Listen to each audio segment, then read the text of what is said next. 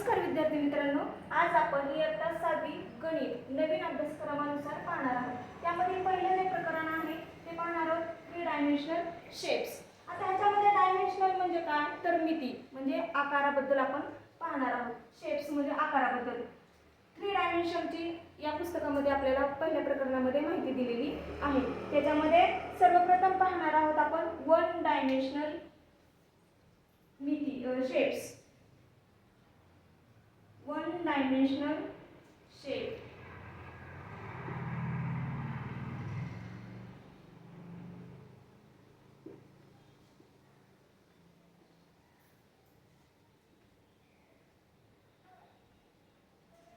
आता 1 dimensional shapes मध्ये कशाचा समावेश होणार आहे की ज्याला फक्त लेंथ आहे, ज्याला फक्त लांबी आहे, या डायग्रामचा काय होणार आहे, समावेश होणार आहे. मग आता ज्याला फक्त लेंथ आहे अशा कोणत्या कोणत्या डायग्राम येतील बरं, कोणत्या कोणत्या येतील?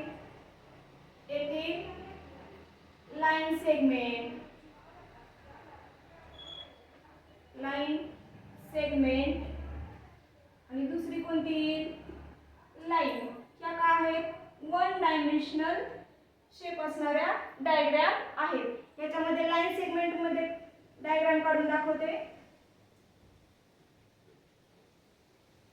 ए B segment, line segment A B आणि परत लाइन म्हटल्यानंतर कशी येणार आहे, दोन्ही बाजूनी अमर्याद वाढणार आहे, इन्फिनिटी. दोन्ही साइडनी काय होणार आहे, अमर्याद वाढणार आहे.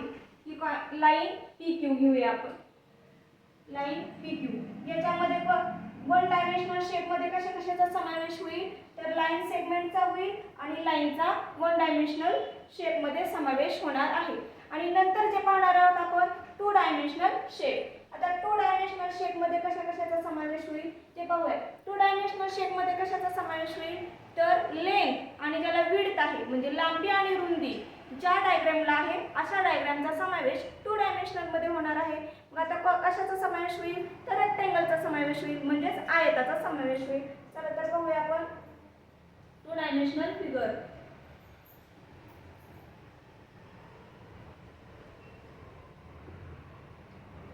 डायमेन्शनल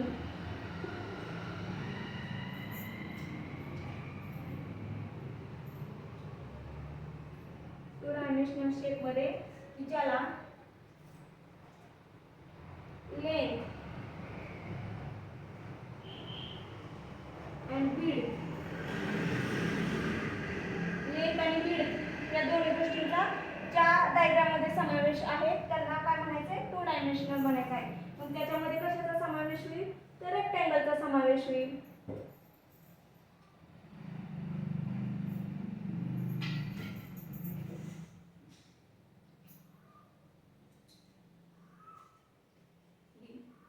आता ह्याच्यामध्ये ह्याला लेंथ पण आहे आणि विड्थ पण आहे रेक्टँगलला. त्यामुळे रेक्टँगल कशामध्ये येणार आहे, 2 डायमेन्शनल मध्ये येणार आहे. 2 डायमेन्शनल आणि 1 डायमेन्शनल फिगर ह्या प्लेन वरती आपल्याला काढता येतात, म्हणजे त्या प्रतलावरती काय करतात, जागा व्यापतात. 2 डायमेन्शनल फिगर. आता 3 डायमेन्शनल फिगर मध्ये कशाचा समावेश होईल ते पाहूया आपण. 3 डायमेन्शनल फिगर.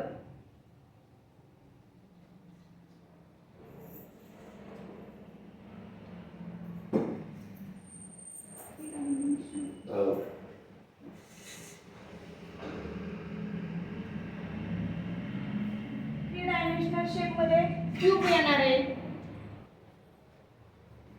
की ज्याला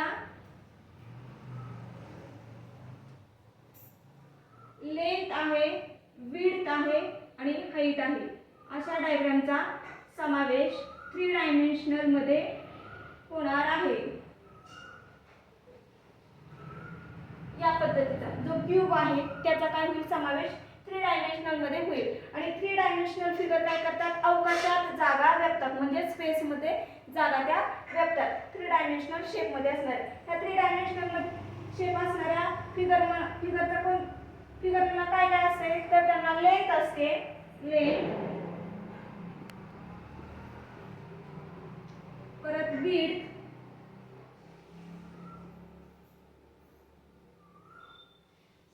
लेंथ, विड्थ आणि हाईट असते.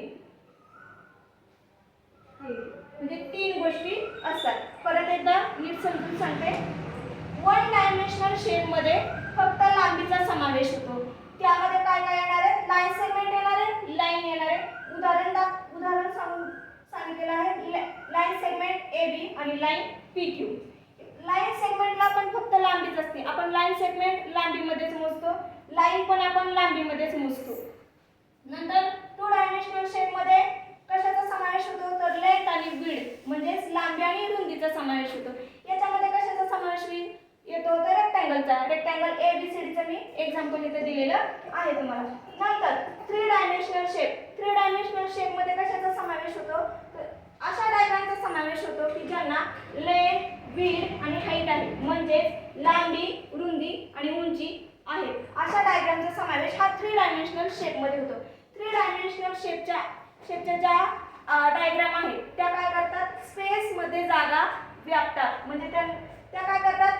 त्यांचं काय निघतं? घनफळ निघतं. थ्री डायमेन्शनल शेपच्या ज्या डायग्राम आहेत त्यांचं.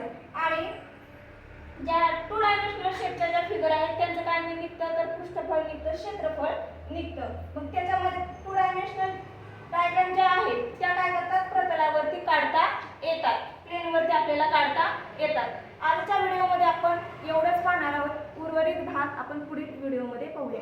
धन्यवाद.